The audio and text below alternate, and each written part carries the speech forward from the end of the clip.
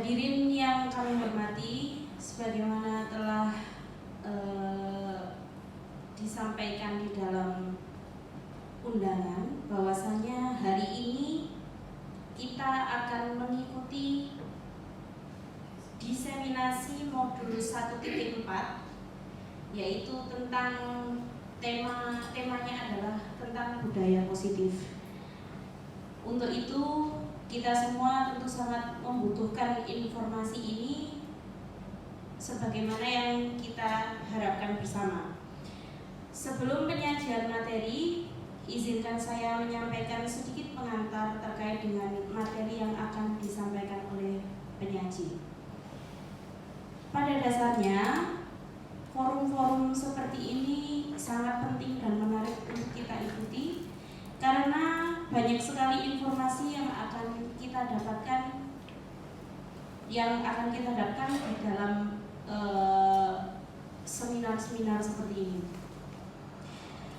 Namun perlu diperhatikan bahwa penyampaian informasi tersebut akan lebih mudah dipahami apabila diskusi ini berjalan dengan baik. Oleh karena itu diharapkan kepada seluruh hadirin, Bapak Ibu guru, untuk dapat memperhatikan dan mengikuti diskusi ini dengan sebaik-baiknya.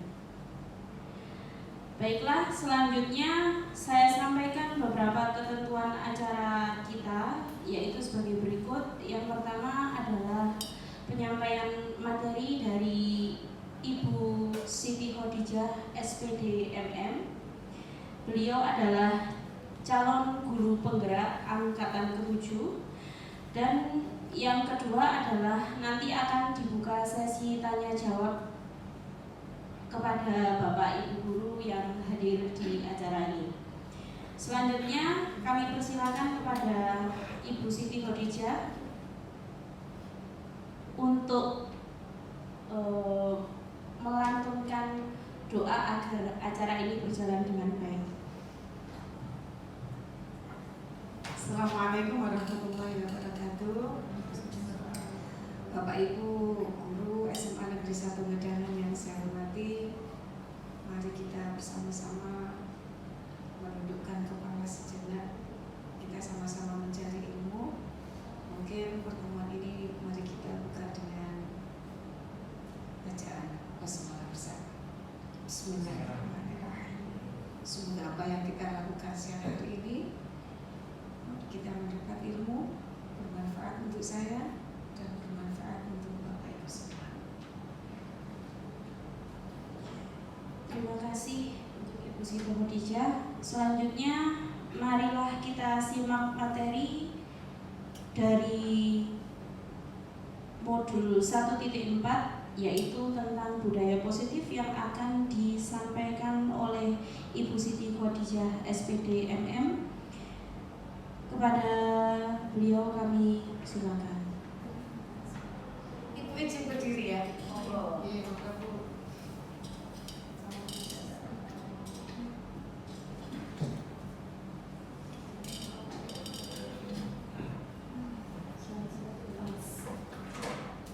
Oke, Assalamualaikum warahmatullahi wabarakatuh.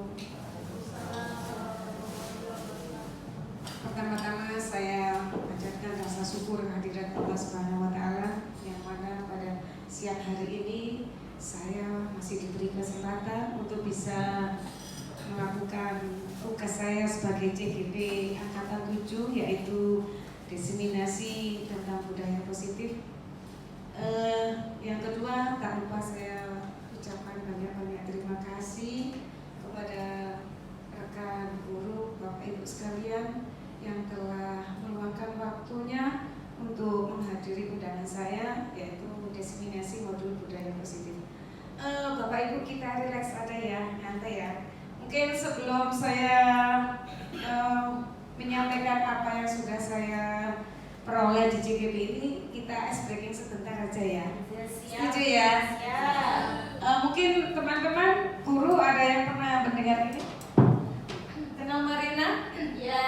Ya, kalau Marina perempuan berarti kita megang ini ya. Kalau Marijo lelaki berarti kuat ya. Berarti nanti ketika saya bilang Marina, Marijo, menari ya di atas menara. Paham ya? Oke, biar suasana kita lebih hangat ya. Jadi Marina, mari Jo menari di atas kepala. Mungkin Bapak Ibu bisa berdiri di atas menara, Mungkin Bapak Ibu bisa berdiri ya, biar lebih semangat lagi ya. Ya. Mari Jo. Mari Jo begini ya. Mari Jo itu laki-laki. Mari Jo menari di atas menara. Marina, mari Jo, Marina di atas menara. Sudah cukup ya saya. Oke, terima kasih.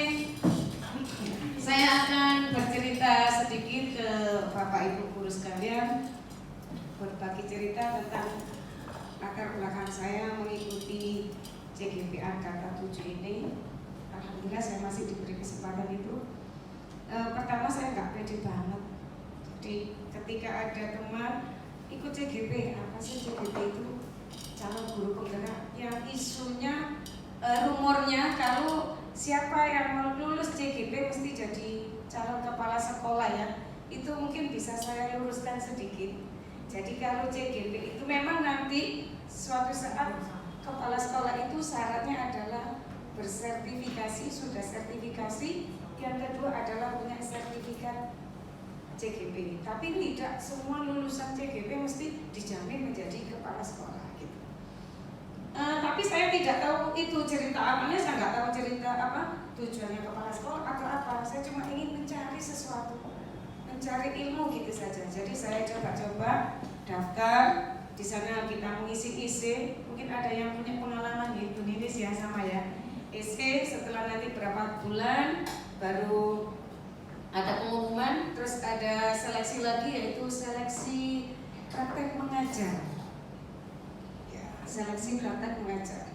Setelah itu baru ada pengumuman kita lolos, kita masuk ke JGP, nanti ada pendidikan selama 6 bulan. Di situ saya banyak belajar, saya banyak tahu sesuatu yang baru tentang pendidikan. Tapi yang terpenting adalah saya berubah untuk diri saya sendiri. Saya mengerti sesuatu, saya praktekkan, dan saya ingin apa yang saya ketahui ini saya tularkan kepada teman-teman sekalian, Bapak Ibu guru, mari semangat. Di sini banyak sekali ilmu yang kita dapat. Sebelumnya saya melihat teman yang sudah berhasil di angkatan 4 itu kayaknya ribet, tugasnya banyak. Tapi ketika kita sudah di dalamnya, enggak juga. Pokoknya begitu ada tugas kita kerjakan, ada tugas kita kerjakan. Enggak sesuatu itu tidak menyeramkan yang kita lihat gitu loh. Gitu. Jadi banyak sekali ilmu yang saya dapat di sini. Banyak pengalaman, banyak teman. Jadi kita banyak bertukar pikiran, tukar ilmu dengan seluruh peserta yang ada dari Sidoarjo ya. Kebanyakan dari guru SD kebanyakan. Dan saya salut banget yang sepuh-sepuh itu, masya Allah luar biasa. Di situ saya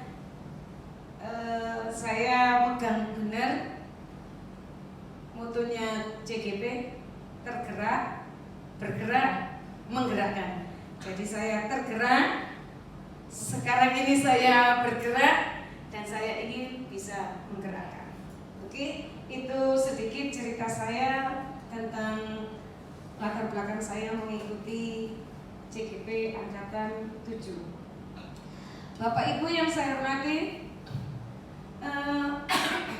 hari ini saya akan berbagi pengetahuan, kita sharing bareng-bareng, yaitu diseminasi modul 1.4 tentang budaya positif. Budaya positif di sekolah ialah nilai-nilai atau keyakinan-keyakinan dan kebiasaan-kebiasaan di sekolah yang berpihak pada murid, dapat berkembang menjadi pribadi yang kritis, penuh hormat dan tanggung jawab.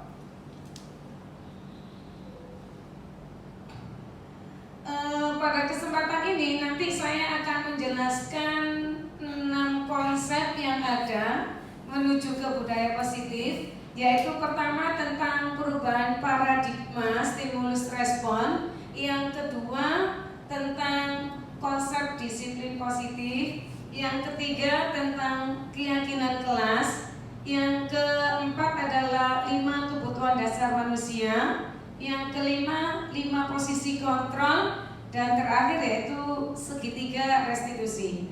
Nanti dari 6 konsep ini berhubungan supaya kita bisa menciptakan budaya positif di lingkungan sekolah kita. Oke, yang pertama yaitu tentang perubahan paradigma stimulus respon.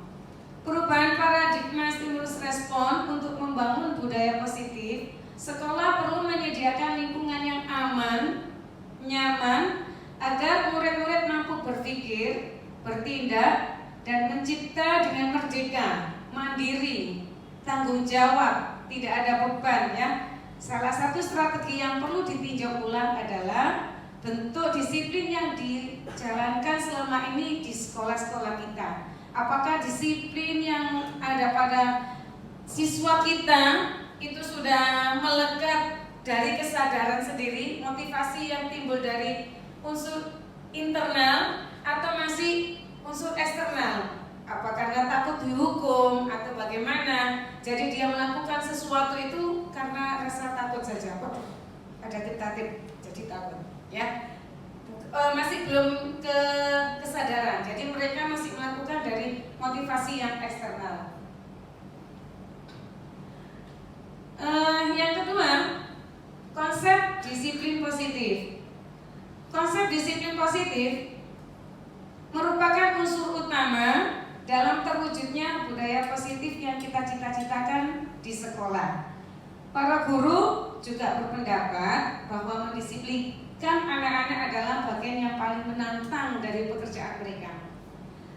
Ketika kita mendengar kata disiplin, kebanyakan orang menghubungkan kata disiplin itu dengan tata tertib, teratur, peraturan, dan hukuman. Mesti hubungannya dengan hukuman, gitu ya. Oke. Selanjutnya yaitu tentang 3 macam motivasi perilaku manusia. Siswa kita melakukan sesuatu itu, apakah itu suatu mematuhi peraturan misalnya, ada 3 macam motivasi. Yang pertama adalah untuk menghindari ketidaknyamanan atau hukuman.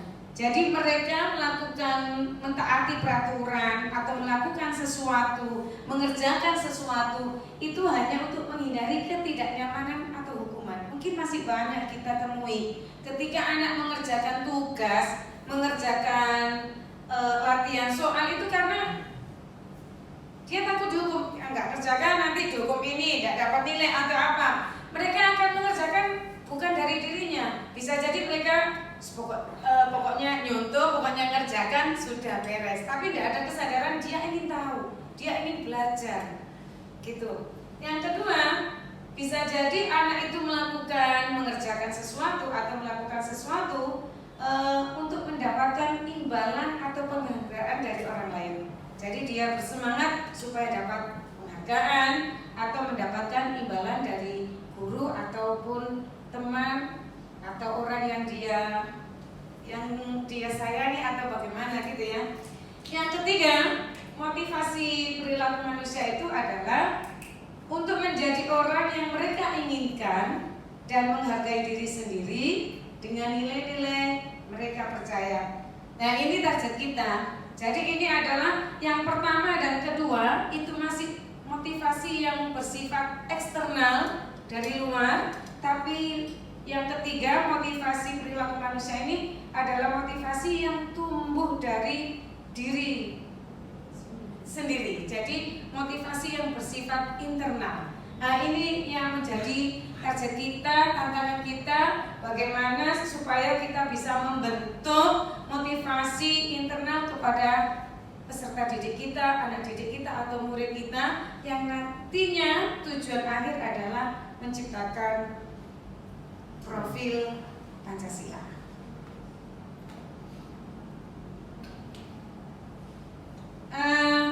Selanjutnya yaitu tentang keyakinan kelas. Saya akan menjelaskan sedikit tentang keyakinan kelas ini.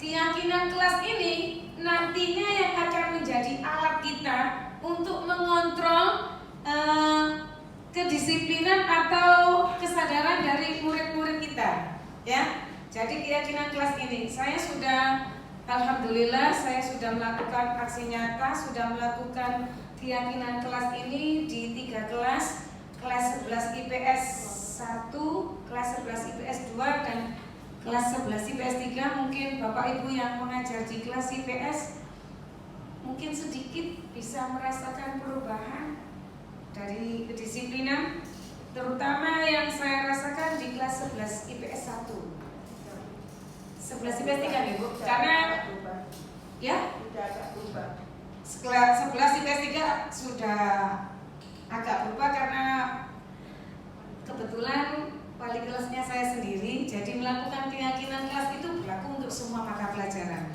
Tapi untuk sementara kelas 11 IPS 1 dan 11 IPS 3, saya melakukan keyakinan kelas itu, ada kesepakatan kelas, ada banner juga yang sudah menempel, sementara masih berlaku hanya sebatas pelajaran ekonomi saja.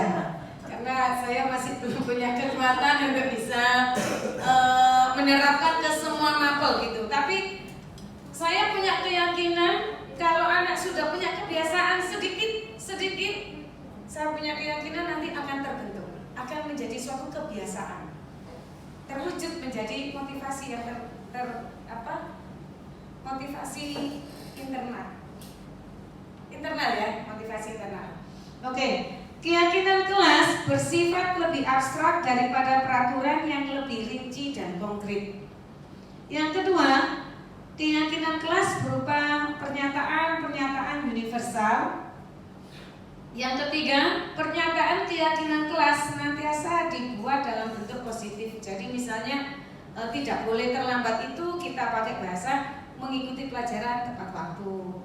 Tidak boleh membuang sampah sembarangan, membuang sampah di tempat sampah gitu, di tempatnya begitu. Pertama kali yang sering saya temui di kelas-kelas itu sebelum saya mempraktekkan aksi nyata tentang keyakinan kelas, ketika saya masuk kelas melihat pemandangan itu di pikiran saya jadi ruwet banget.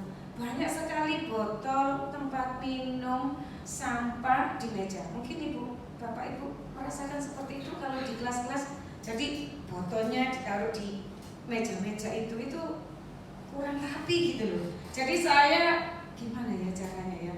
Akhirnya dalam keyakinan kelas itu saya terapkan dilarang menaruh botol atau tempat minum atau tempat makan di atas meja, biar kelihatan rapi gitu loh Bapak Ibu ya. Terus yang kedua, tidak ada cermin. Ternyata anak-anak kita kalau sekolah lebih banyak bawa cermin ditaruh di meja. Jadi gurunya menjelaskan, mereka bercermin.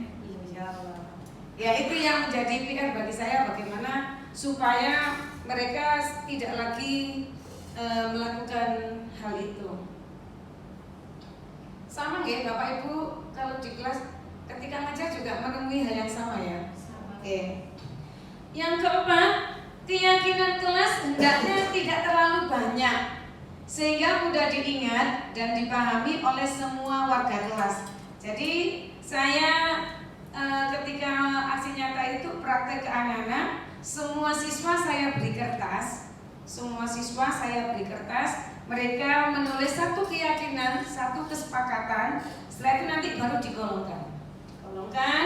Nanti kita membuat secara global rangkuman ada berapa poin gitu aja. Yang kelima, keyakinan kelas sebaiknya sesuatu yang dapat diterapkan di lingkungan tersebut. Jadi yang real, yang ada, kebiasaan-kebiasaan yang buruk itu nyata.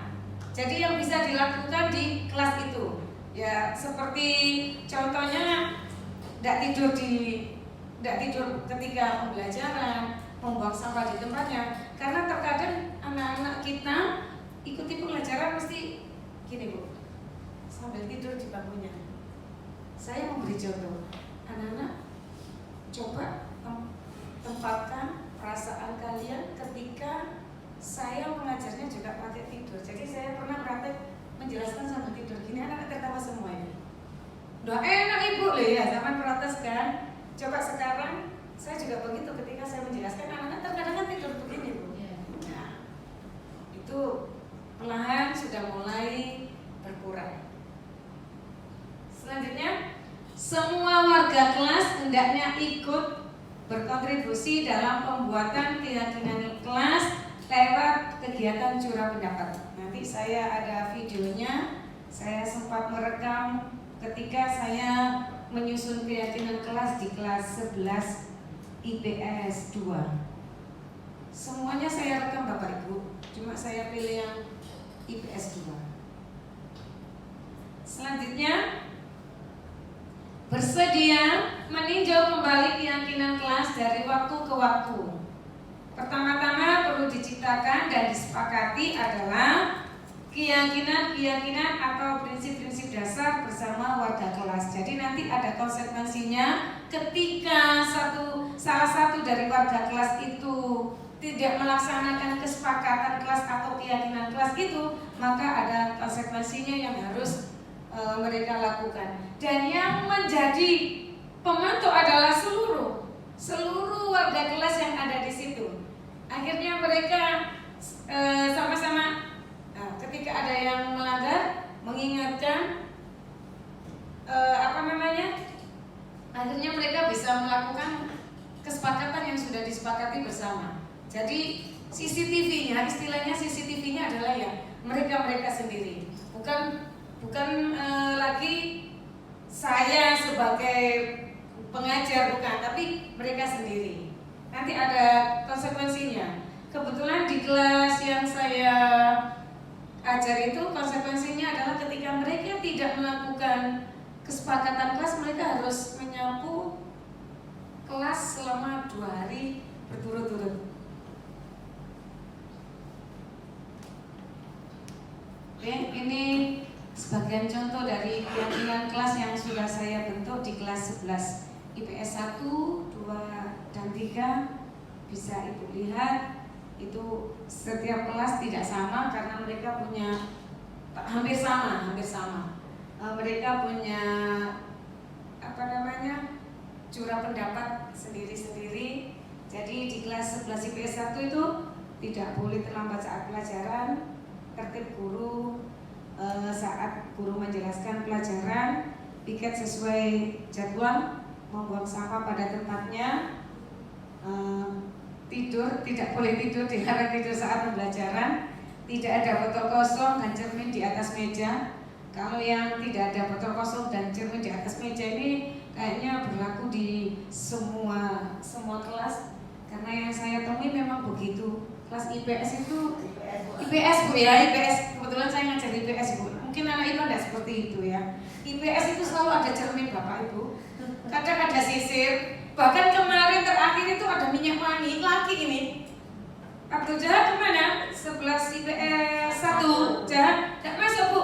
Nah ini minyaknya saja Bu. Jadi minyak wanginya itu ditaruh di di kolomnya itu.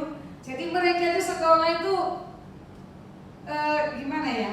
Jadi saya tidak melarang mereka boleh bawa cermin, bawa sisir, tapi ketika nyampe sudah selesai, nanti mau pulang cermin boleh. Tapi selama pembelajaran nggak usah begitu. Tapi anak-anak kan nyatanya begitu ya Bapak Ibu ya, bukan hanya pelajaran saya gitu.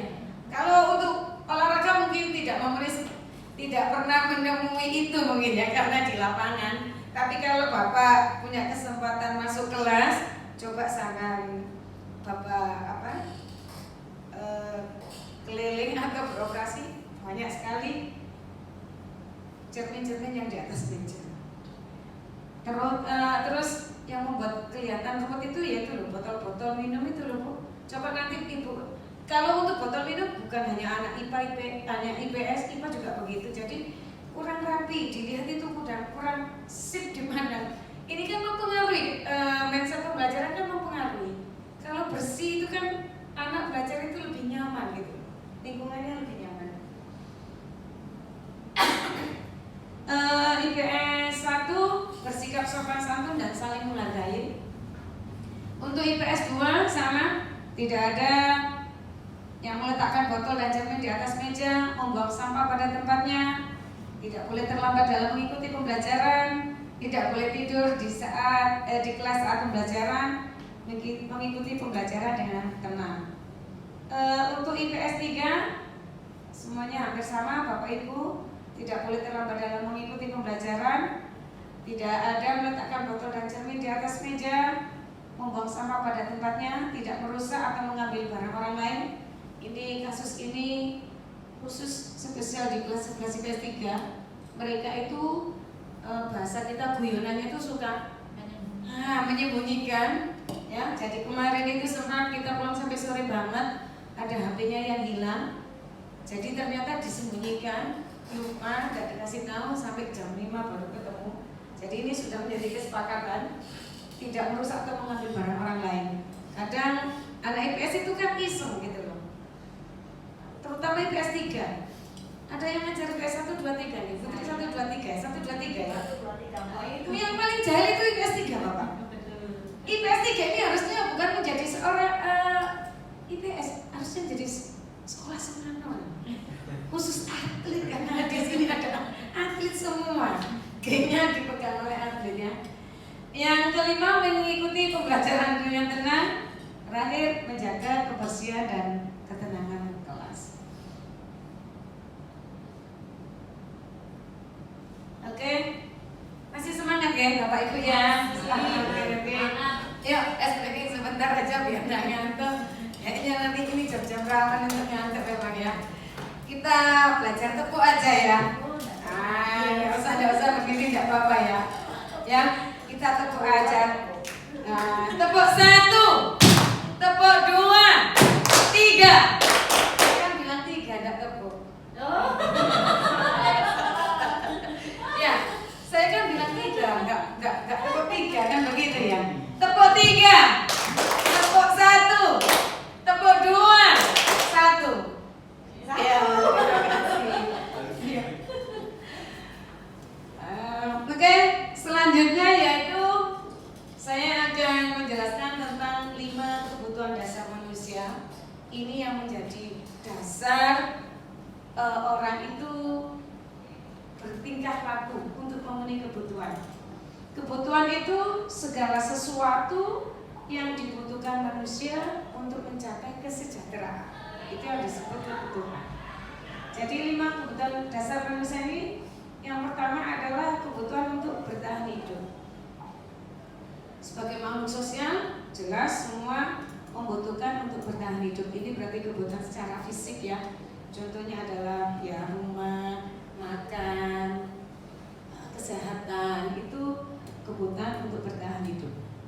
Yang kedua adalah cinta dan kasih sayang, rasa diterima. Mungkin nanti Pak Wahyu lebih paham untuk orang-orang yang ABK bahwa mereka juga butuh ini ya. Mereka pun juga butuh cinta dan kasih sayang, bisa diterima di lingkungannya, gitu ya. Yang ketiga adalah ada kebebasan.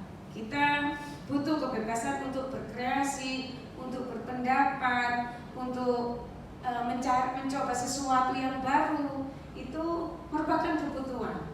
Sama anak-anak kita mungkin juga seperti itu. Tapi terkadang permasalahannya adalah mereka bisa kebablasan untuk memenuhi kebutuhan kebebasan.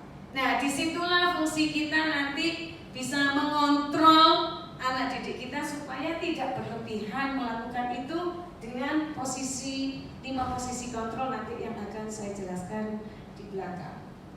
Yang ketiga adalah kebutuhan kesenangan. Mereka butuh tersenyum, tertawa, bahasa kita senda gurau, gembira, itu kebutuhan dasar kita ya.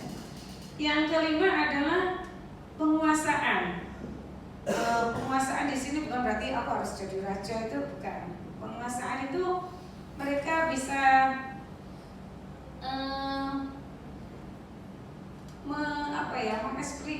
mengekspresikan apa yang dia punya, apa yang dia bisa. Ya, dia bisa menguasai kelasnya, dia bisa menjadi yang di kelasnya. Ini tidak semua orang punya, tidak semua siswa punya seperti itu. Ada yang kelas yang saya ajar nggak ada ketika mengikuti pembelajaran lempeng-lempeng aja, nggak ada greget untuk aku harus yang paling gitu ya. Jadi ini adalah 5 kebutuhan dasar manusia di mana murid kita juga membutuhkan ini. Oke. Nah, ini adalah 5 posisi kontrol. Kita sebagai seorang pengajar, kita mempunyai 5 posisi kontrol. Nanti saya, Bapak Ibu bisa introspeksi diri. Saya di posisi yang mana? Apakah masih ada di posisi penghukum atau membuat orang merasa bersalah, atau posisi sebagai teman, posisi pemantau atau monitor, atau manajer? Apa perbedaannya? Begini Bapak Ibu. Kalau posisi penghukum, ketika kita menemui anak didik kita, murid kita melanggar peraturan, maka kita memposisikan diri kita kepada mereka adalah menghukum. Bisa dari secara fisik, mungkin disuruh push up dulu ya, push up, atau secara verbal dengan melotot, menunjuk-nunjuk, kamu terlambat, berkali-kali terlambat. Nah, itu kan posisi penghukum. Kita sebagai posisi penghukum. Nah, ini dampaknya kurang baik kepada murid-murid kita. Karena apa? Apalagi kita mengajar di jenjang SMA ya Bapak Ibu ya. Anak sudah merasa dewasa. Ketika anak dimarahi begitu di depan temannya, dia merasa marah, merasa emosi pada dirinya. Jadi bisa jadi nanti dampaknya ketika dia masuk, ketika masuk kelas bisa coret-coret bangku, coret-coret kertas, ekspresi kemarahannya. Nanti yang paling parah bisa jadi sepeda motor kita dilirik. Emosi. Jadi itu adalah posisi kalau kita masih ada di posisi penghukum. 5 posisi kontrol kalau kita sebagai penghukum itu kurang baik hasilnya kepada murid, karena murid akan merasa marah, dendam, menaruh dendam ya. Nanti akhirnya mereka melakukan sesuatu karena menghindari hukuman, bukan dari dia sendiri, bukan karena kesadaran. Waduh, nanti dihukum lagi, gitu ya. Yang kedua, ada posisi kontrol membuat orang merasa bersalah. Seperti apa Ibu contohnya? Begini, contoh yang sama ketika anak itu sudah terlambat berkali-kali, mungkin suaranya lebih halus. Sama enggak kasihan dah sama bapak ibunya yang biayai sekolah, yang begini berjuang. Nah, ini posisi kita masih membuat orang merasa bersalah. Anak itu merasa bersalah, sudah mengecewakan orang tuanya, sudah mengecewakan bapak ibu gurunya, dia akan merasa gagal. Bisa jadi nanti dampaknya lebih parah daripada ketika kita memposisikan sebagai penghukum. Kalau kita memposisikan kita sebagai penghukum, anak emosi marah bisa langsung meluapkan, coret-coret atau apa. Tapi kalau anak yang merasa bersalah, minder, merasa gagal, nggak bisa mengungkapkan, nah ini justru secara psikologi lebih kasihan, lebih parah nanti dampaknya ke peserta didik atau murid kita. Yang ketiga, posisi kontrol yang ketiga adalah sebagai teman. Jadi kalau mengingatkan mungkin dengan pendekatan persuasif ya. Nah, ya apa sih nak? Ya akrab kita kepada seakan-akan menjadi teman. Ini hasilnya pun juga kurang maksimal ya, atau kurang baik nanti kepada murid-murid kita. Karena ketika kita memposisikan sebagai teman, mungkin mereka merasa terlalu akrab dengan kita. Terus yang kedua, akan menggantungkan, akan muncul ketergantungan pada guru tersebut. Dia akan melakukan sesuatu ketika ya guru itu yang menyuruh. Karena kalau bahasa kalau bahasa Jawa nih, jagakno. Bu Siti ya itu. Nah, telat kok Bu Siti ya ini tidak apa-apa karena merasa terlalu akrab. Ini juga kurang baik dampaknya ke murid itu kurang baik. Jadi merasa Bu Intan, tidak apa-apa, Bu Intan aja. Apa Nafi, teman kan begitu. Ada ya yang seperti itu kan ada ya. Nah itu ada dampak yang kurang baik kepada mereka. Mereka akan merasa terlalu akrab, akhirnya menyepelekan. Terkadang anak didik itu tidak bisa memilah-milah ini formal atau ini kurang formal. Terkadang saya lihat sendiri ada salah satu guru yang terlalu akrab, jadi anak akhirnya ya apa ya, sopan santunnya tuh kurang karena sudah terbiasa. Mungkin ini itu posisi kontrol sebagai teman. Kalau yang keempat adalah kita memposisikan sebagai pemantau Bapak Ibu. Jadi ketika ada anak yang melakukan kesalahan atau misalnya melakukan sebagai contoh yang sama tadi, ketika ada anak yang terlambat berulang-ulang, kita panggil, kita dekati, kita mengingatkan kepada dia konsekuensi yang sudah disepakati jika terlambat seperti apa. Jadi kita nggak keras, tapi lebih lunak, lebih dekat, tapi ada konsekuensinya. Sampai kok terlambat berkali-kali loh, sudah diingatkan. Ya sudah kalau gitu, kamu harus stay di kelas ketika istirahat, misalnya begitu. Nah itu masih ada rasa beban, yang dirasakan anak ketika anak istirahat, yang lain istirahat, dia harus harus menanggung konsekuensi yang ada. Itu sebagai monitor. Yang terakhir, ini adalah target kita Bapak Ibu. Saya juga belajar menjadi seorang manajer. Jadi menjadi seorang manajer. Ketika kita menemui anak-anak kita atau murid kita melakukan kesalahan, misalnya terlambat berkali-kali seperti contoh yang kasus tadi. Jadi saya memberi satu contoh kasus, tapi ini penghukum seperti ini, merasa bersalah seperti ini, teman seperti ini, pemantau seperti ini, manajer seperti ini. Kalau manajer nanti kita bisa berjauh. Kita bisa memberikan motivasi kepada anak, bisa membuat pada murid itu untuk mencari jalan keluarnya sendiri. Kebetulan saya sudah, alhamdulillah, ya saya sudah mempraktekkan manajer itu dampaknya luar biasa Bapak Ibu. Ini kejadian benar di kelas 11 IPS 3. Sharing sebentar ya. Waktu itu saya ini memposisikan sebagai wali kelas yang menurut saya wajar. Saya memantau dia sampai ketika dia tidak di rumah, dia seperti apa itu saya pantau. Akhirnya ada salah satu murid saya yang melakukan suatu kesalahan yang kurang baik ya. Guru BK juga sudah paham ya. Itu saya ingatkan dengan baik-baik, ternyata niat baik kita itu belum tentu diterima dengan baik. Jadi saya dikata-katai dengan kurang sopan.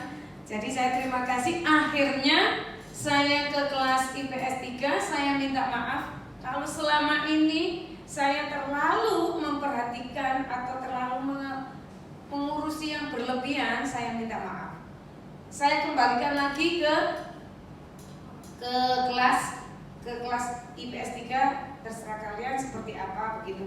Saya cuma ingin sharing saja kepada mereka, seandainya bisa saya memilih untuk pindah menjadi wali kelas, mungkin saya lebih baik pindah menjadi wali kelas, tapi itu bukan solusi Bapak Ibu, bukan solusi ya, karena itu sudah tantangan kita ya. Akhirnya besok pagi itu ada anak perwakilan perempuan beberapa ke saya Bapak Ibu. Jadi Ibu, kami minta maaf, ada apa, saya tidak mengharapkan seperti ini. Di situ saya menyadari, oh ini yang disebut dengan posisi sebagai manajer gitu. Jadi anak-anak itu kumpul sendiri, inisiatif sendiri, kumpul Bapak Ibu perempuan yang khusus kelas 11 IPS 3 itu kumpul jadi satu. Mereka curhat, sharing, kenapa aku kok jauh, kamu jauhi, kamu gini, semua saling sharing. Akhirnya mereka menemukan menyadari satu kesalahan, oh seperti ini. Akhirnya mereka sadar sendiri dan mereka minta maaf, berjanji untuk berubah. Mungkin Bapak Ibu ada yang ngajar di kelas 11 IPS 3 nih, itu kan kayaknya ada gap-gap gitu Pak. Ya, kalau IPS 1 pembelajarannya dia lebih semangat untuk belajar, ini tahunnya besar. Kalau IPS 2 kompak tapi ya cukup gini aja gitu loh, nerima gitu loh, enggak ada persaingan, enggak ada. IPS 3 ya itu tadi yang lebih banyak mereka pikirkan adalah ini gap-gap seperti itu. Nah, akhirnya mereka menyadari, introspeksi diri, minta maaf, dan mereka berjanji pada dirinya untuk berubah. Dan saya alami juga kebetulan sudah ada perubahan ya Putri ya, sudah ada perubahan. Di situ saya menyadari, oh inilah yang disebut dengan posisi manajer. Ketika kalau kita hukum nanti tidak ada kita tidak menemukan suatu solusi gitu loh. Tujuan kita tadi adalah menciptakan motivasi secara internal dari anak supaya anak itu bisa menciptakan budaya positif.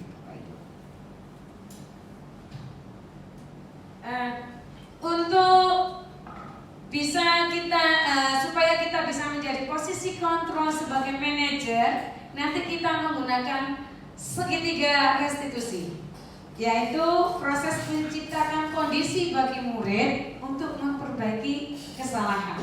Ya, ini adalah segitiga restitusi. Saya juga sudah nanti ada cuplikan video ketika anak sudah melanggar, terus saya menerapkan segitiga restitusi ini. Yang pertama adalah menstabilkan identitas, yang kedua adalah validasi tindakan yang salah. Jadi mereka, saya tanya, sadar kesalahannya apa, mereka menyadari kesalahannya apa, terus saya menanyakan keyakinan kelas itu seperti apa. Jika mereka terlambat, mereka harus bagaimana gitu.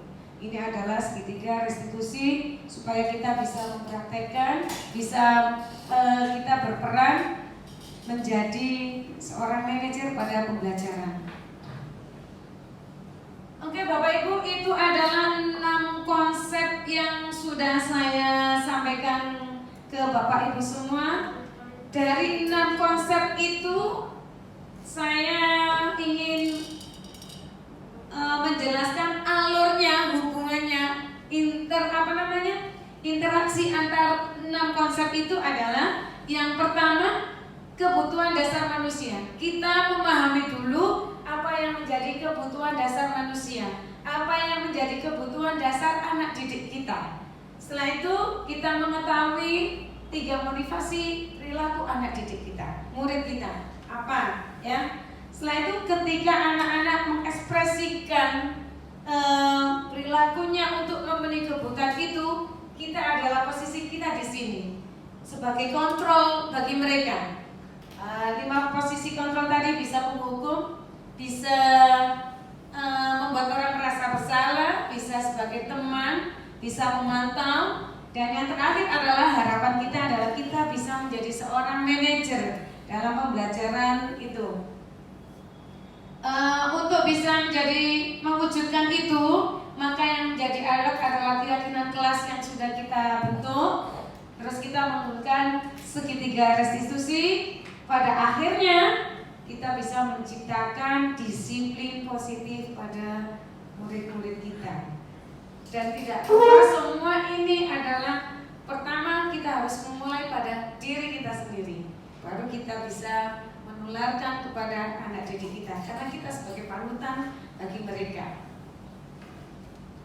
Oke, yang terakhir Bapak Ibu, ini adalah koneksi antar materi. Jadi saya pertama kali ikut CGP angkatan 7 itu, saya mempelajari tentang filosofi KHD atau Ki Hajar Dewantara, di mana pendidikan adalah memberi tuntunan terhadap kodrat anak agar mencapai keselamatan dan kebahagiaan bermasyarakat, berpihak pada murid. Jadi kita pembelajaran berpihak pada murid yang bisa menciptakan merdeka belajar. Jadi mereka bebas untuk mengekspresikan. Kalau dulu mungkin sebelum saya mengenal filosofi KHD, ketika saya memberi tugas harus begini, sekarang saya tidak seperti itu lagi.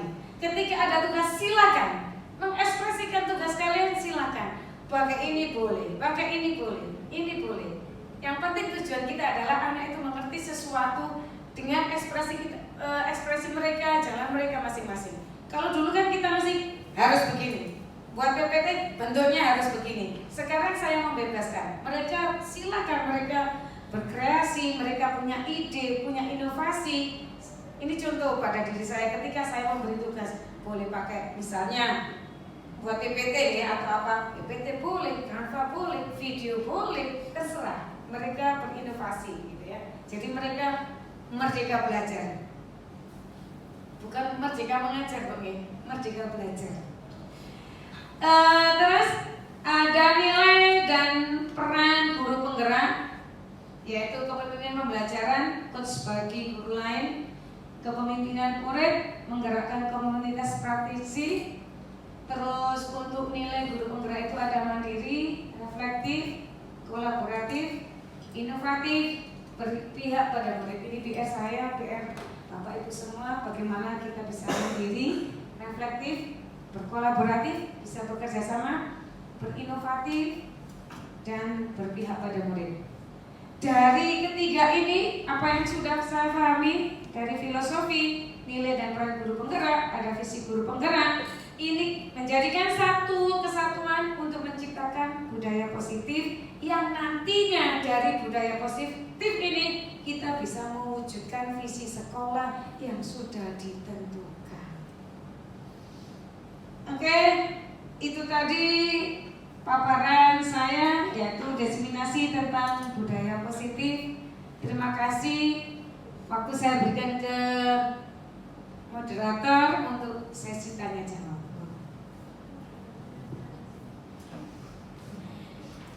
Baik, terima kasih untuk Ibu Siti Khadijah SPD MM atas materi yang telah dipaparkan tadi. Mungkin Bapak Ibu guru ada yang ingin ditanyakan dari materi yang sudah dipaparkan oleh Ibu Siti Khadijah tadi. Monggo dipersilakan.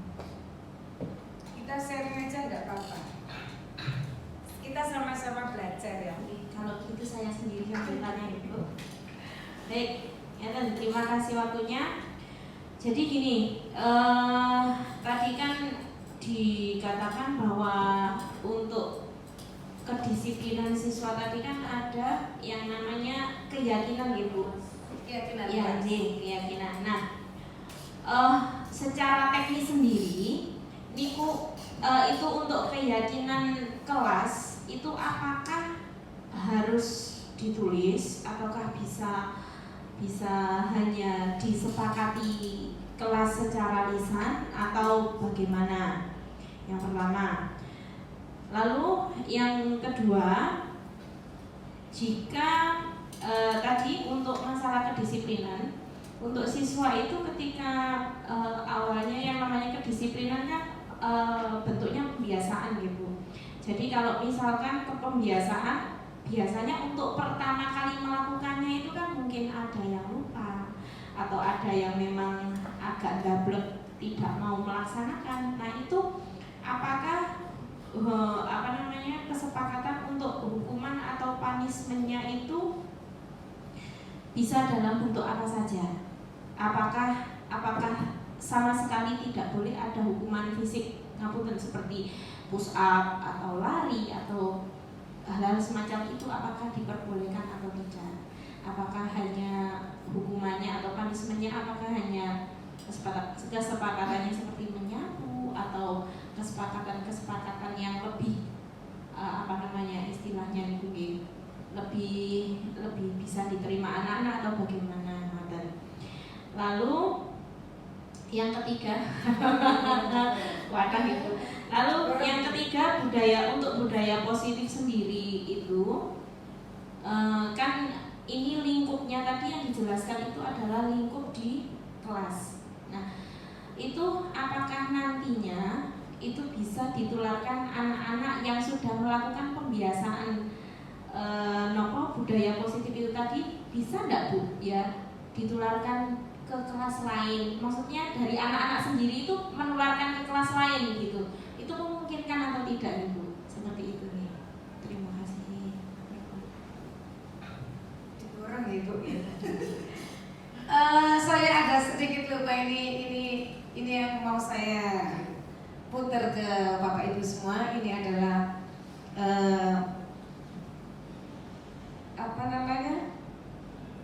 aksi nyata video yang saya buat secara natural, secara langsung direkam begitu.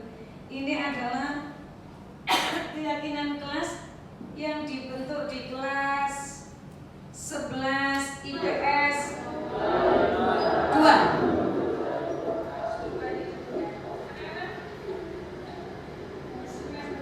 Jelas ya?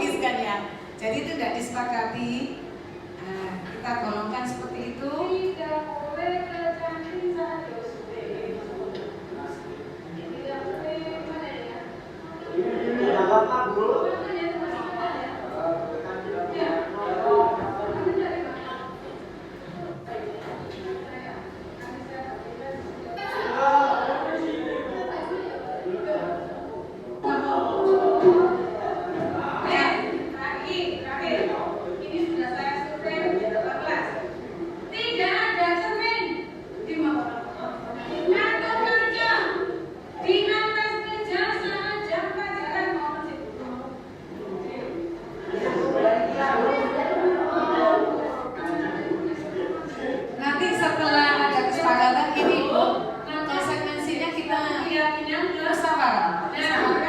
Apa yang menjadi?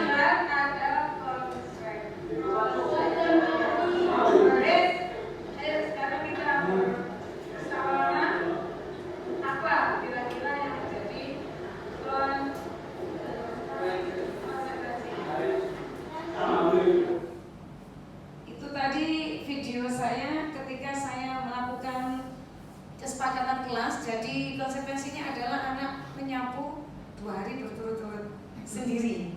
Jadi bagaimana kalau seandainya pada hari itu ada 3 anak yang melakukan melanggar kesepakatan itu, ya saya bagi. Kalau 3 nanti ada peluang kita semua melakukan pelanggaran separuh kelas, nanti yang nyapu kan separuh kelas, kan begitu. Jadi akhirnya ada kesepakatan seandainya dalam 1 hari itu ada 3 anak, berarti anak yang pertama piket Senin Selasa, yang kedua Rabu Kamis, yang ketiga Jumat sama Senin. Karena apa? Ketika ya sudah sama saja bareng-bareng, nanti ini peluang bagi mereka. Ya sudah separuh aja kita janjian melakukan melanggar itu, akhirnya tidak terjadi, tidak akan tercipta itu ya.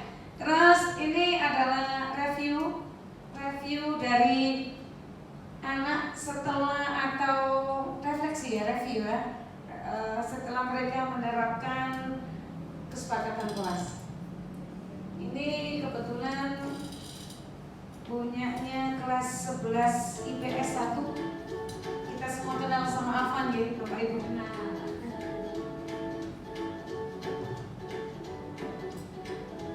Assalamualaikum warahmatullahi wabarakatuh. Perkenalkan, nama saya Muhammad Afan Sadia dari kelas 11 IPS 1. Saya akan menjelaskan review tentang kesepakatan kelas yang sudah ditetapkan. Yang pertama dari sisi penampilan. Menurut saya bannernya bagus, tulisannya cukup jelas. Kemudian untuk bagian background gambar, warna sangat menarik dan bervariasi, menyesuaikan dengan kriteria aturan kesepakatan kelas yang sudah ditetapkan. Misalnya ada gambar seorang guru yang sedang mengajar, berarti siswa harus tertib saat guru sedang menjelaskan pelajaran. Kemudian yang kedua, dari sisi letak pemasangan. Awalnya bingung mau menempatkan banner ini di mana, tetapi untungnya teman-teman memberikan saran atau masukan untuk menempatkan banner kesepakatan kelas ini di dinding dekat dengan papan tulis dan meja guru agar bisa terlihat dengan jelas oleh seluruh siswa dan guru. Kemudian yang ketiga, isinya. Menurut saya kesepakatan kelas ini sangat bagus karena sebelum adanya kesepakatan kelas, suasana kelas sangat tidak rapi, banyak botol dan bungkus plastik yang berserakan, dan juga banyak siswa yang ramai ketika guru sedang menjelaskan pelajaran. Tetapi setelah ditetapkan kesepakatan kelas, suasana kelas berubah menjadi lebih rapi dan lebih baik. Overall, saya sangat apresiasi. Harapannya semoga seluruh siswa kelas 11 IPS 1 bisa lebih disiplin, tertib, terlebih menjaga kebersihan di dalam kelas. Demikian, wassalamualaikum warahmatullahi wabarakatuh. Saya Ahmad Farisa dari kelas 11 IPS 1 akan memberikan review mengenai kesepakatan kelas yang telah dibuat bersama. Kesepakatan kelas yang telah dibuat ini memberikan banyak dampak positif bagi kami, seperti suasana kelas yang lebih tertib, serta kelas yang lebih bersih dan nyaman, tentunya untuk pembelajaran. Oleh karena itu, harapan kami saya semoga kesepakatan kelas ini para seterusnya dan kita ditaati bersama. Ini ada yang melanggar, jadi setelah melanggar saya terapkan segitiga restitusi itu, dan ini adalah review dari segitiga restitusi. Kebetulan di kelas 11 Saya IPS dari adanya 2. saya dari UCP dan saya menerima konsekuensi saat saya terlambat masuk kelas tadi. Harapan saya semoga saya lebih disiplin lagi dan tidak mengulangi kesalahan yang sebelumnya. Oke, itu sedikit cuplikan Bapak Ibu tentang apa yang sudah saya terapkan ya, yang sudah saya terapkan di kelas untuk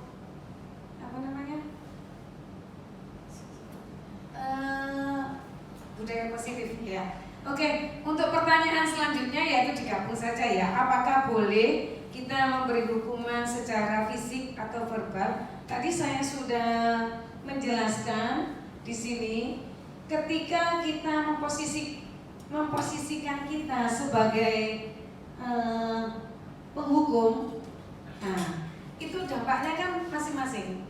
Ketika kita memberi hukuman anak itu secara fisik atau verbal, itu nanti dampaknya kurang bagus kepada mereka. Mereka merasa marah, merasa emosi, atau kan mereka sudah dewasa ya, bukan sudah waktunya mereka bukan pakai bahasa verbal tapi dari bahasa hati ya, dari hati ke hati gitu loh. Jadi kalau memakai penghukum itu yang dikhawatirkan adalah justru membuat mereka marah atau menyimpan rasa dendam. Begitu. Jadi alangkah baiknya hukuman itu mungkin berdasarkan musyawarah seperti yang sudah saya contohkan tadi. Apa kesepakatannya? Oke, kalau begitu piket selama 2 hari. Nah itu menjadi hukuman atau konsekuensi. Kita jangan bilang hukuman ya, karena kalau ngomong kata-kata pasti hukuman gitu ya. Tapi konsekuensi.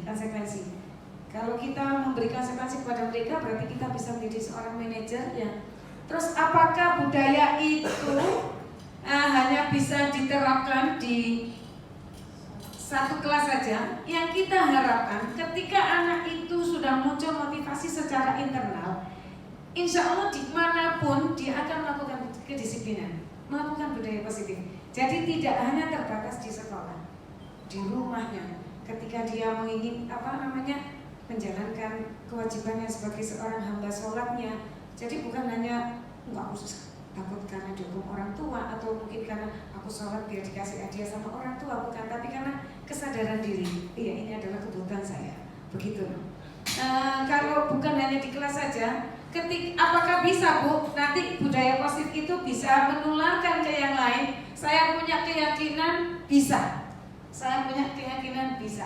Karena dari sedikit itu nanti kita bisa meraba, mereka memberi contoh, apalagi seandainya yang memberi contoh itu orang yang punya pengaruh di kelas itu, akan terbentuk budaya positif itu pertama dari lingkup kecil, lingkup besar, sekolah, dan tidak lepas peran dari kita sebagai seorang pendidik atau penuntun, sebagai gurunya gitu. Jadi kita berubah dari diri kita sendiri. Itu tadi seperti visi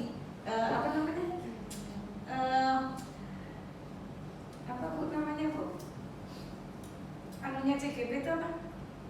Bergerak, menggerakkan. Apa itu namanya Bu? Moto ya. Oke, mungkin ada yang lain? Oke, monggo Putri.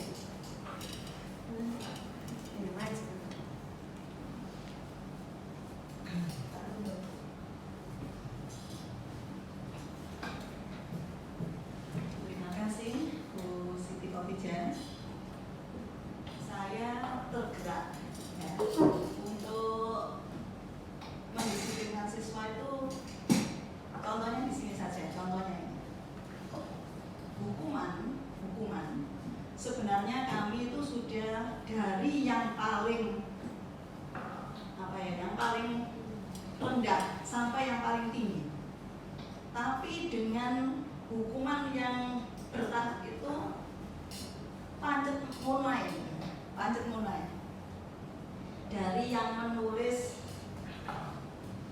Al-Fatihah, nulis sudah yang hukuman itu, sampai menulis Alkitab Amsal ayat berapa yang beragama Buddha juga tetap sampai mencabuti rumput, lari, terus dari kelas ke kelas memakai apa itu namanya tulisan, saya terlambat, sampai macam-macam. Tetap dengan model apapun sudah.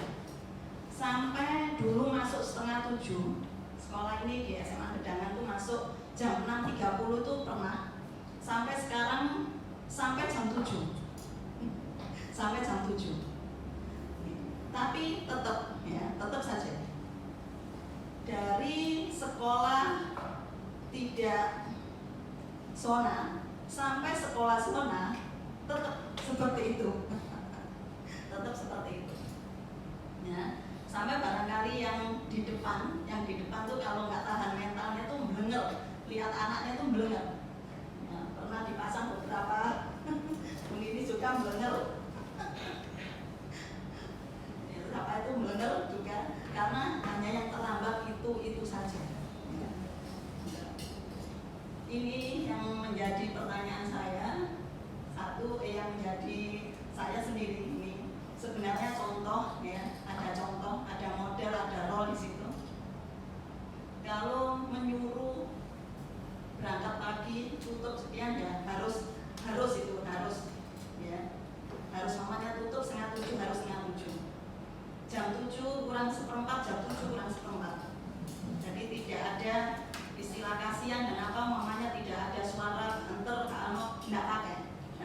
Kita tinggalkan saja, tutup. Tidak ada acara belas kasihan, tidak ada seperti itu. Itu sampai mentok, ya. Kita makhluk sosial, kesabaran barangkali sampai mentok.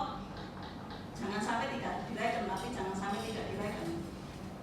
Ya itu tadi. Ya sudah, sampai diberi selesai doa, ya. Atau berdoa tidak terlambat, silakan masuk. Tidak boleh kan, harus kita tunggu berdoa. Masih ada yang terlambat, ya sudah. Indonesia Raya, menyanyikan Indonesia Raya, sampai Indonesia Raya masih saja terlambat. Ya, sampai blenger, sampai blenger. Ya, kita berdiri mulai jam 6 kurang. Kalau dari Selasa, Rabu, Kamis itu jam 6 kurang sudah berdiri di situ. Setelah itu sampai kita, ya sudah Pak Nafi, Pak Desa, kita tutup saja jam. Masuk, tidak masuk, ada bimbel, tidak ada bimbel, tutup jam 7 kurang seperempat, apapun, tutup jam. Akhirnya seperti itu. Terus kita sebenarnya tidak mau fisik, ya, karena kita itu bingung hukuman apa yang cocok dengan mereka. Karena dari yang sifatnya tidak menyakitkan, tidak fisik, tidak secara verbal, ini untuk anak itu sadar itu bagaimana? Sampai dipanggil orang tua jam apa yang ke-1, ke-2, ke-3, sampai BK itu blenger dengan orang tuanya, sampai blenger dengan anaknya, kali seperti itu. Ya itu tadi saya minta adanya role atau model di situ. Apakah bisa seperti itu untuk memberi contoh? Jadi kita tidak usah bersuara arang-arang, tapi kita menjadi role atau model di situ. Memberi masukan seperti itu. Putri mau bertanya itu apa? Usul, tapi juga bertanya bagaimana cara, bukan ngapokkan, merasa bersalah. Dia melakukan itu merasa bersalah. Ya. Oke. Putri tadi memberi ide ada model, ya? Ya. Maksudnya ada model ditutup tanpa beras. Nah, model dari kita, ya, model dari kita. Kalau kita menerapkan tidak boleh terlambat, model itu juga tidak terlambat. Oh, gitu. Seperti itu. Ya, figur berarti ya? Ya. Ada figur. Ya, seperti Berarti kan yang di iya. Putri, ini sharing ya. Kalau tadi Putri masih ada istilah bagaimana cara mereka punya rasa bersalah gitu ya. Kalau menurut saya begini Bu, memang ini bertahap, tidak mungkin Iya, iya. semudah Iya, iya. itu, teori ini tidak Iya. semudah itu kan begitu ya Bu. Kalau menurut saya anak-anak itu dikumpulkan ya, tetap dikumpulkan.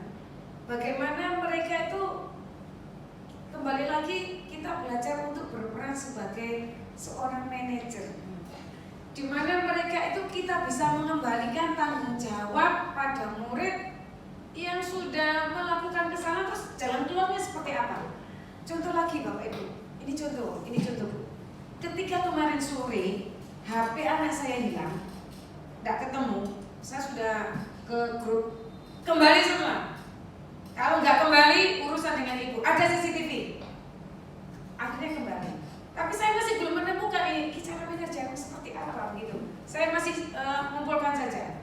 Saya salut dengan Pak Erno, caranya Pak Erno kemarin itu. Setelah berunding anak-anak, Bu, saya merasa bersalah Bu. Ibu saya jangan dituduh. Saya bilang, kamu tertuduh karena kebiasaan. Yang biasa menyembunyikan itu sampean. Jadi sama tertuduh. Bukan saya Bu, iya. Akhirnya Pak Erno memberi ini contoh. Memberi begini, sudah IPS dikumpulkan jam 4:30 sore itu. Kalian saya beri waktu 5 menit. Keluar, silakan keluar. Setelah 5 menit masuk ke sini. Apapun hasilnya, sudah. Itu yang diterapkan. Menurut saya pelajari kemarin sore itu ini mungkin yang disebut dengan manajer. Ketika Pak Erno memberi waktu jeda 5 menit, mereka panik. Mencari jalan keluar, siapa?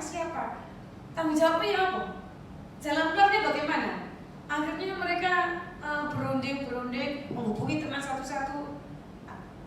Akhirnya ada yang bilang, apa nggak di atas jendela dah? Gitu loh. Yang naruh ya anak itu. Saya tadi sudah, tapi saya tidak bisa mengandalkan feeling saya. Karena yang bersangkutan sepatunya hilang waktu itu, mungkin bisa jadi balas dendam atau apa begitu. Bu, sepatu saya hilang. Saya gini, bukan itu ya si A ya, saya bilang begitu. Akhirnya anak-anak masuk, setelah 5 menit masuk lagi. Pak, sebentar saya minta kesempatan. Ya wes silakan. Lari mereka ke kelas, mengambil HP-nya itu yang ternyata ditaruh di atas jendela. Ini contoh kecil, Putri ya. Jadi anak itu diberi tanggung jawab. Wes, belum di mana? 5 menit. Nanti masuk ke sini. Mereka kan sudah harus berpikir, waduh kalau setelah 5 menit tidak ketemu, nanti kita bagaimana? Konsekuensinya bagaimana? Begitu. Nah itu kemarin, itu mungkin contoh kecil yang sebagai seorang manajer itu seperti itu Bu. Mungkin bagaimana cara kita bisa mengembalikan rasa tanggung jawab kepada anak-anak. Saya siap bantu Putri. Saya siap bantu untuk membuat mereka jangan merasa bersalah.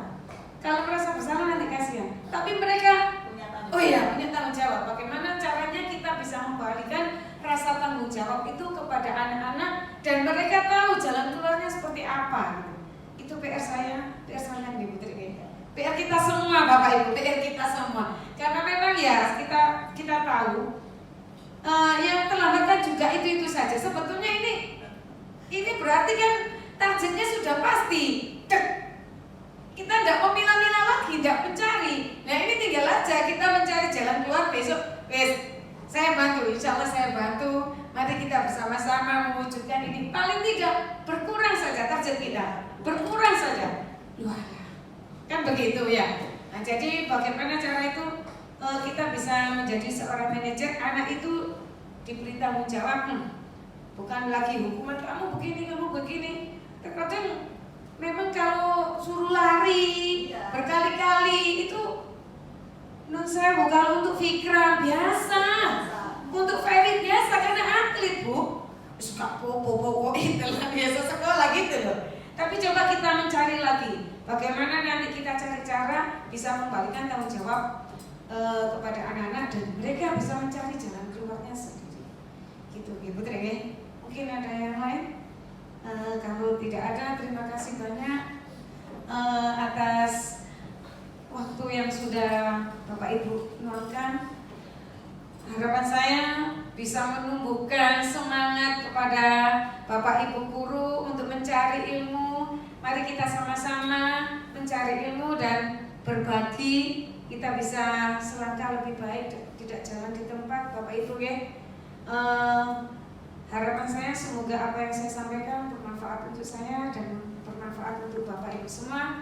Salam CGP, tergerak, bergerak dan menggerakkan. Dari saya akhiri. Assalamualaikum warahmatullahi wabarakatuh.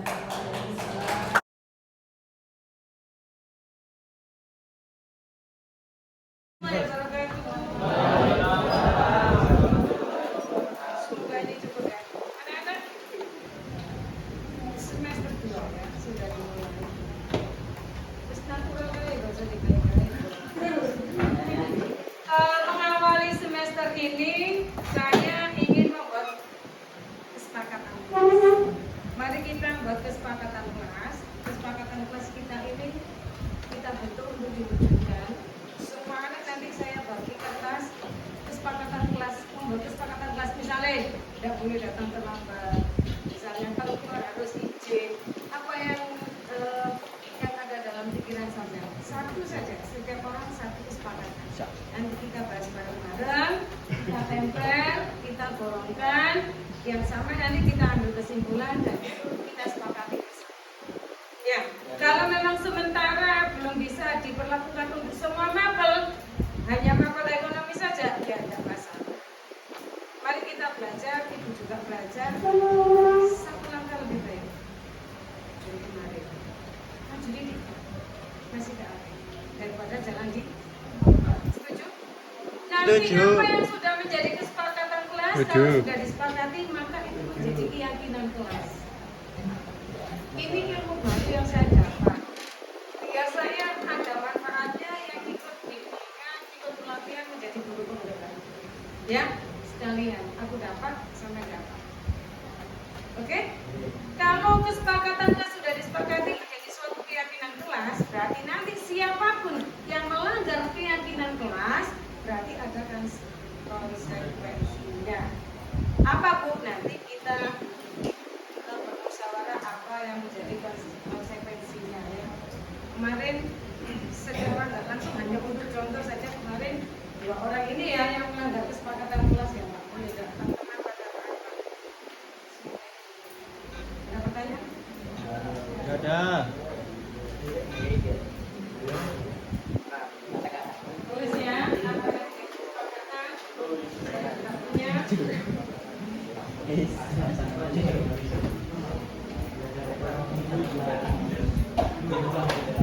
Ngerti yang ibu maksud? Ngerti cikgu.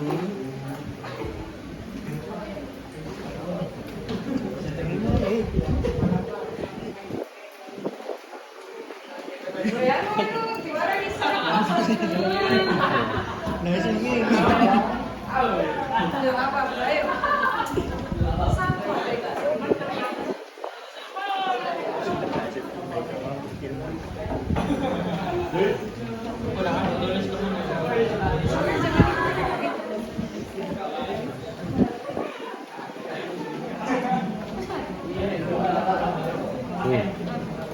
Really?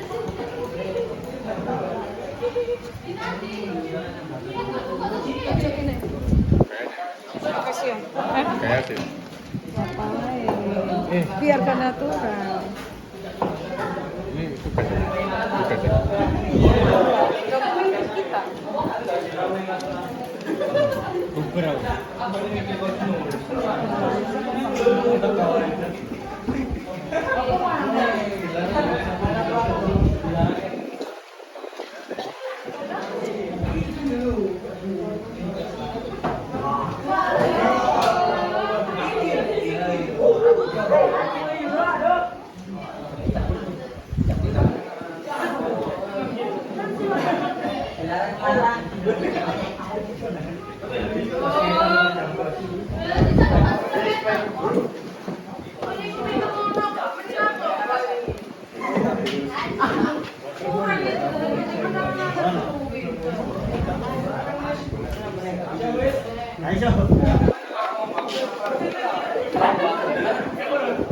Oh, Bondi. Dan ini aku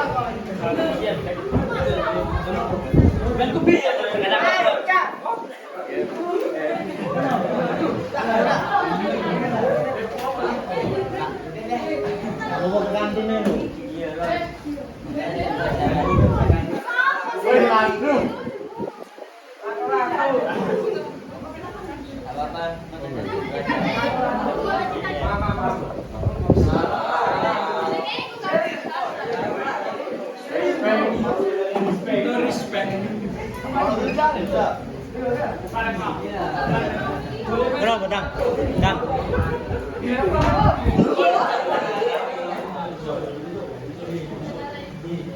Diperbolehkan makan sama pelajaran.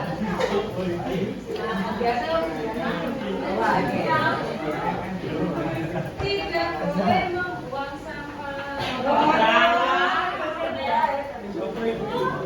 Putri. Begitu. Menghormati ketika menjalankan materi. Mana ya? Belum selesai. Ada ya?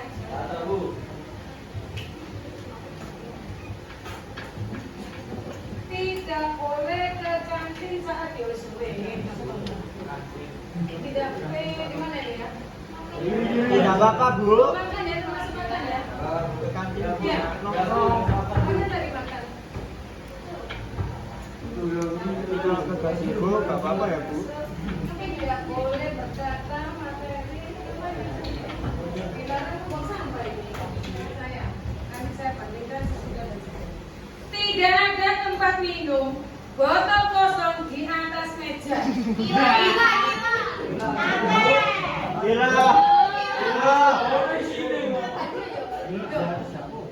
Masih ada banyak tidak ada tempat minum atau botol kosong di atas meja. Terus sekarang udah berlaku nggak mau? Terakhir. Ini sudah saya survei beberapa kelas. Tidak ada cermin di Mawono atau kaca di atas meja saat jam pelajaran. Mau sih dulu mau. Dari kira, Bu.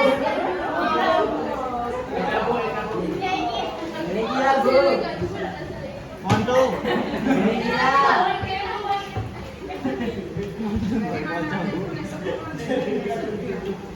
Kira, Bu, biasa, Bu.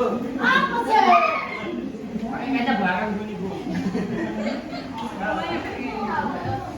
Karena kelas ini sudah terbentuk, maka itu menjadi suatu keyakinan ke. Nah, berarti kalau ada yang melanggar,